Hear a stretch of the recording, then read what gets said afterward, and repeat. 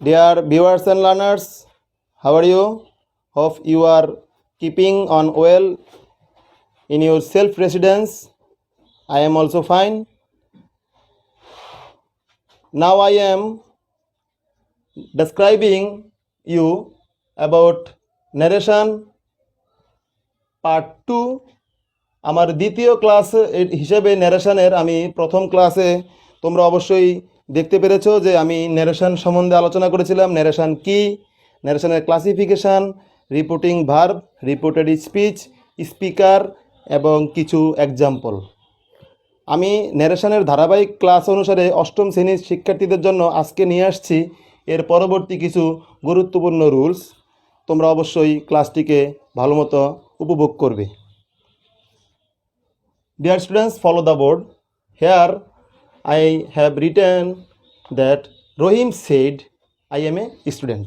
It's an example of direct speech. It's an example of direct speech. Here Rohim is a speaker, said is a reporting verb. Inverted কমার ভিতরে যে অংশটুকু রয়েছে এটাকে বলা হয় রিপোর্টেড স্পিচ। রিপোর্টেড স্পিচের মধ্যে যদি সেন্টেন্সের বিচার করি তাহলে এটা হচ্ছে অ্যাসারেটিভ সেন্টেন্স। আমি আমার প্রিভিয়াস ক্লাসে বলেছিলাম যে তুমি যদি ন্যারেশন চেঞ্জ করতে চাও, ন্যারেটিভ স্টাইলে যদি তুমি দক্ষ হতে চাও, তোমাকে সেন্টেন্সের যে 5টি অংশ রয়েছে, 5টি পার্ট রয়েছে, ওগুলো সম্বন্ধে সম্যক ধারণা থাকতে হবে। তো ডিয়ার স্টুডেন্টস, এখন আমি চলে যাচ্ছি কিছু পরিবর্তন করার জেনারেল কিছু রুল রয়েছে ওই রুলগুলোতে।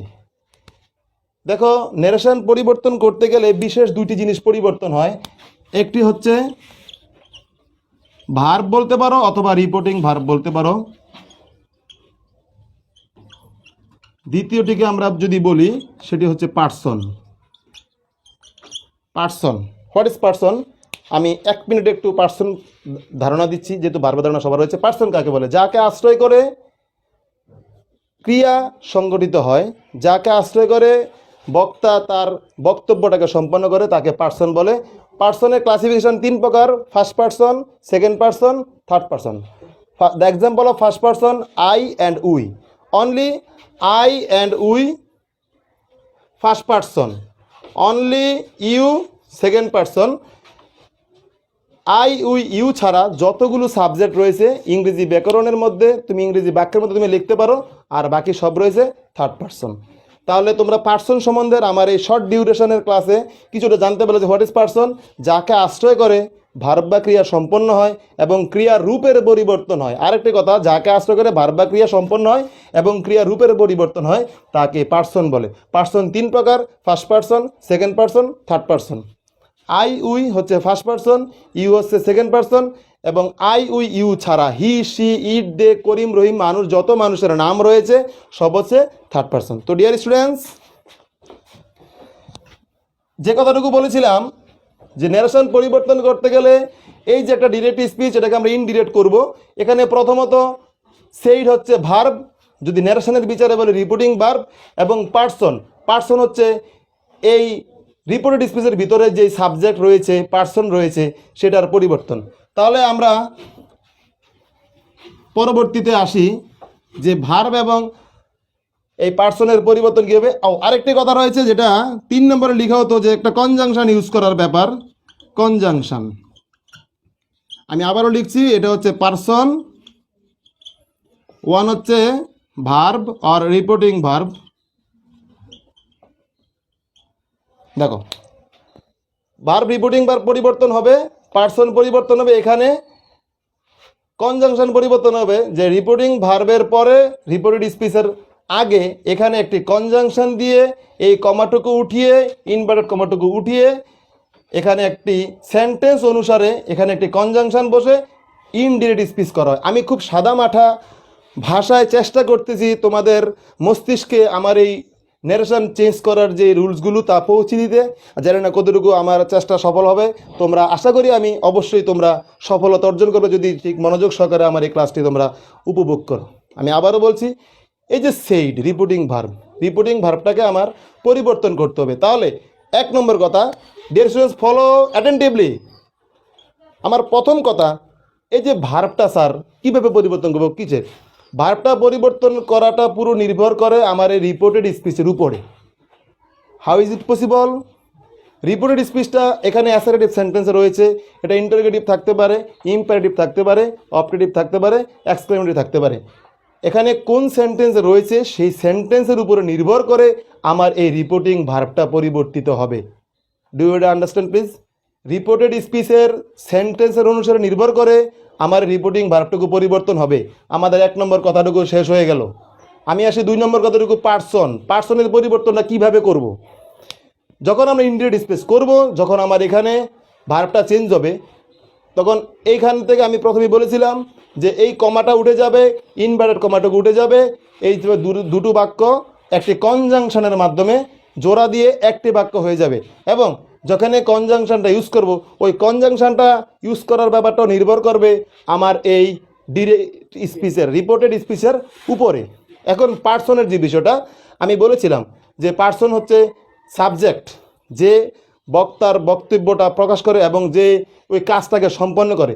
তাহলে এই যে স্পিকার, মেইন স্পিকার রয়েছে রিপোর্টিং অংশে, রিপোর্টিং পার্টের মধ্যে যে স্পিকার যিনি রয়েছেন, ওই স্পিকারের উপরে নির্ভর করে আমার রিপোর্টেড স্পিচের মধ্যে যে পার্সনটুকু রয়েছে ওটি পরিবর্তিত হবে।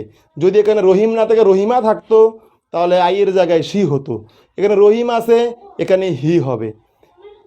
আরেকটু কথা হচ্ছে, যদি রিপোর্টিং ভার্বের মধ্যে যদি দে থাকতো তাহলে এখানে সেই অনুসারে দেই হতো। তাহলে সুপ্রিয় শিক্ষার্থী, আমি হয়তো বুঝতে সক্ষম হয়েছি যে প্রথম 3টি জিনিস, ভার্বের পরিবর্তন হবে, পার্সনের পরিবর্তন হবে, কনজাংশন বসবে, সেটা আমি পরবর্তীতে তোমাদেরকে দেখাচ্ছি। সেন্টেন্স অনুসারে এখানে এক একটা জায়গায় এক একটা কনজাংশন বসবে। এবার আমি আমার পরবর্তীতে আলোচনাতে চলে যাচ্ছি। দেখো এখানে আরও 3টি ইম্পর্টেন্ট রুল রয়েছে। সুপ্রিয় শিক্ষার্থী ফলো করো, যে রিপোর্টিং ভার্বটি যদি প্রেজেন্ট টেন্স হয় আর ফিউচার টেন্স হয়, আমি আবারও বলছি, রিপোর্টিং ভার্বটি যদি প্রেজেন্ট টেন্স অথবা ফিউচার টেন্স হয়, তাহলে যখন আমরা ইনডিরেক্ট স্পিচ করব তখন রিপোর্টেড স্পিচের কোনো পরিবর্তন হবে না। আমি লিখে দিচ্ছি, you may write down your paper, যদি রিপোর্টিং ভার্ব প্রেজেন্ট অথবা ফিউচার টেন্স হয়, তবে রিপোর্টেড স্পিচ এ টেন্সের কোনো পরিবর্তন হবে না। Dear learners, you follow this. যদি রিপোর্টিং ভার্বটি প্রেজেন্ট, এখানে পাস্ট টেন্স আছে, যদি এখানে সেইড না হয়ে যদি এখানে সেইস হতো তাহলে এটি প্রেজেন্ট ফর্মে থাকতো। Dear learners follow the board, তাহলে সেইস থাকতো। তাহলে যদি রিপোর্টিং ভার্বটি যদি প্রেজেন্ট ফর্মে থাকে অথবা ফিউচার ফর্মে থাকে, তাহলে রিপোর্টেড স্পিচটা কোনো পরিবর্তন হবে না, ওটা যেই টেন্সে আছে ঠিক সেই টেন্সেই থাকবে। আসো দ্বিতীয় কথাতে আমরা যদি বলি, you may write down your paper, যদি আমরা দ্বিতীয় কথাতে বলি, যদি রিপোর্টিং ভার্ব প্রেজেন্ট বা ফিউচার টেন্স না হয়ে পাস্ট টেন্স হয়, তবে রিপোর্টেড স্পিচটিও অবিকল পাস্ট টেন্স এ হবে। Dear viewers and learners, you follow the board. যদি রিপোর্টিং ভার্বটি, এবার আমি সেইসটাকে মুছে দিয়ে যদি সেড লিখি, দেখো সেড হচ্ছে সের পাস্ট টেন্স সেইড। যদি রিপোর্টিং ভার্বটি সেইড হয়, পাস্ট টেন্সে আছে, তবে আমি যখন রিপোর্টেড স্পিচটাকে পরিবর্তন করব তখন রিপোর্টেড স্পিচটাও ঠিক অবিকল কি হবে, পাস্ট টেন্সে হয়ে যাবে। দেখো তৃতীয় রুল, আমি আমার ক্লাসের প্রায় শেষ প্রান্তে, আজকের জন্য 3 নম্বর রুলটি তোমরা সবাই ফলো করো। আমি আবার একটু রিপ্লে করছি, আমি প্রথমে বলেছি যদি রিপোর্টিং ভার্বটি প্রেজেন্ট ফর্মে থাকে আর ফিউচার ফর্মে থাকে তাহলে রিপোর্টেড স্পিচ যখন আমরা ইনডিরেক্ট করব তখন কোনো পরিবর্তন হবে না, এটা যে টেন্সে আছে ঠিক সেই টেন্সেই থাকবে। পার্সনের পরিবর্তন হবে, কনজাংশন বসবে সেন্টেন্স অনুসারে, কিন্তু টেন্সের কোনো পরিবর্তন হবে না। 2 নম্বরে কি বলেছিলাম, যদি পাস্ট টেন্স হয় রিপোর্টিং ভার্বটা তাহলে আমার রিপোর্টেড স্পিচটা ইন্ডিকেট করার সময় অবিকল কি হবে, পাস্ট টেন্সেই হবে। তৃতীয় কথাতে আমরা যদি আসি, যদি রিপোর্টিং ভার্বটি পাস্ট ইনডিফিনিট টেন্সে হয়,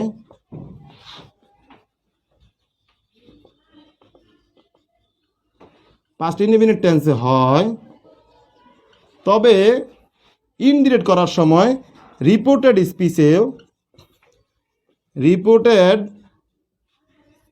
স্পিচটি পাস্ট পারফেক্ট টেন্স হবে, পাস্ট পারফেক্ট টেন্স হবে। Dear learners follow the board, যদি রিপোর্টিং ভার্বটি পাস্ট ইনডিফিনিট হয় তাহলে এখানে রিপোর্টেড স্পিচটি পাস্ট কি হবে, পারফেক্ট টেন্স হবে। এবার কিছু নৈকট্যতম শব্দ রয়েছে আমি তোমাদেরকে বলবো।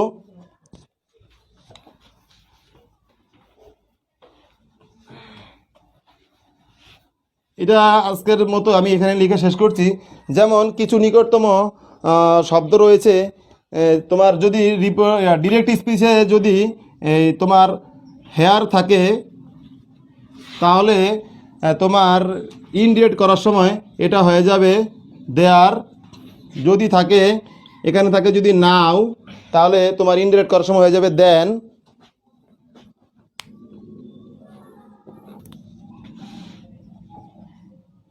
দেন এরকম কিছু তোমার আছে, যেমন আরও কিছু শব্দ রয়েছে,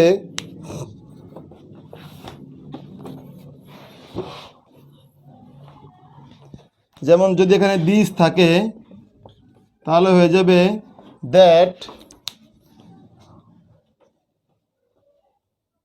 কিছু শব্দ রয়েছে যে বলছিলাম কিছু নৈকট্য সূচক শব্দ থাকলে ন্যারেশন করার সময় ডিরেক্ট স্পিচ যদি এগুলো থাকে, এই শব্দগুলো থাকবে ডিরেক্ট স্পিচে, তুমি ইনডিরেক্ট স্পিচে এই শব্দগুলো করবে। যেমন আমি যদি লিখি ডিরেক্ট স্পিচে তোমার এগুলো থাকলে তুমি এখানে ইনডিরেক্ট স্পিচে লিখবে এগুলো, indirect speech. Student follow, if here থাকে যদি ডিরেক্ট স্পিচে তুমি যখন ইনডিরেক্ট করবে তখন করবে দেয়ার। যদি থাকে নাও এখন তখন হবে দেন তখন। যদি থাকে দিজ এই তখন তুমি লিখবা দ্যাট ওই। যদি থাকে দেজ, এটা হচ্ছে দিজ, এটা হচ্ছে দেজ এইগুলো, তখন তুমি লিখবে দোজ ওইগুলো। এখানে থাকবে টুডে যদি ডিরেক্ট স্পিচে থাকে মানে দ্যাট ডে, টুডে আজ, দ্যাট ডে সেই দিন। টুমোরো আগামীকাল থাকলে দ্য নেক্সট ডে পরের দিন। ইয়েস্টারডে গতকাল যা চলে গেছে, স্টারডে থাকলে the next day, the previous day পূর্ববর্তী দিন। নেক্সট ডে থাকলে তুমি ইয়েস্টারডে থাকলে দ্য প্রিভিয়াস ডে, আর নেক্সট ডে থাকলে পরের দিন মানে দ্য ফলোয়িং ডে। তাহলে ডিরেক্ট স্পিচ যদি এই নিকট্য সূচক শব্দগুলো থাকে ইনডিরেক্ট করার সময় তুমি এই শব্দগুলো লিখবে। তো সুপ্রিয় শিক্ষার্থী, আজকে আমাদের ন্যারেশনের ধারাবাহিক ক্লাসের আজকে 2 নম্বর ক্লাস। আজকে আমার এই ক্লাসটুকু এই পর্যন্তই। পরবর্তী ক্লাসে আমরা এই বাকি যে আমি তোমাদেরকে আমার এর প্রিভিয়াস ক্লাসে বলেছিলাম যে ন্যারেশনের যে আসলে যে বিষয়টা তোমাদের আমার এই শর্ট ডিউরেশনের ক্লাসে তোমরা একদিন বুঝবে না। তো তোমরা প্রথম ক্লাসের মতো আশা করি দ্বিতীয় ক্লাসও আমার সাথে থাকবে।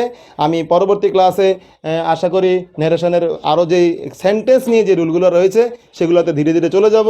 আজকে আমি যেই জিনিসগুলো পড়েছি আমি একটু পুনরালোচনা করছি যে এখানে ন্যারেশন পরিবর্তন করতে হলে কিসের পরিবর্তন করতে হয়, ভার্বের পরিবর্তন করতে হয়, পার্সনের পরিবর্তন করতে হয়, কনজাংশন বসাতে হয়।